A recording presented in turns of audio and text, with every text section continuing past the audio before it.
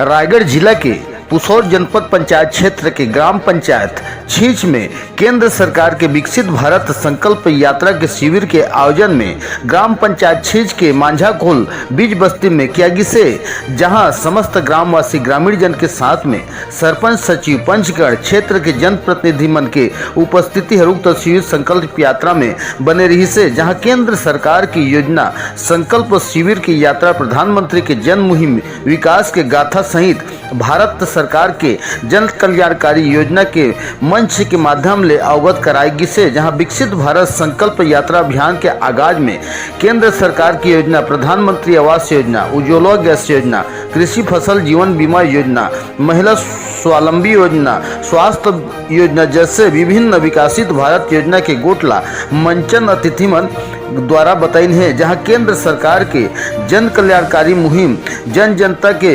विकास के गाथा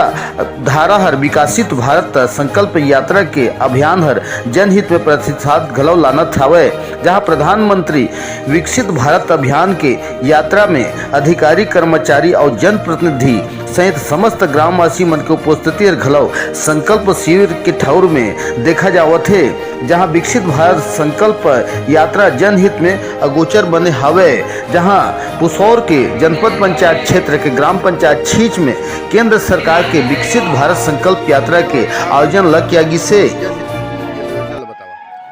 देखा जब ले भारतीय जनता पार्टी की सरकार देश में बने हैं तब ले बहुत से योजना संचालित है जो डायरेक्ट गांव के गरीब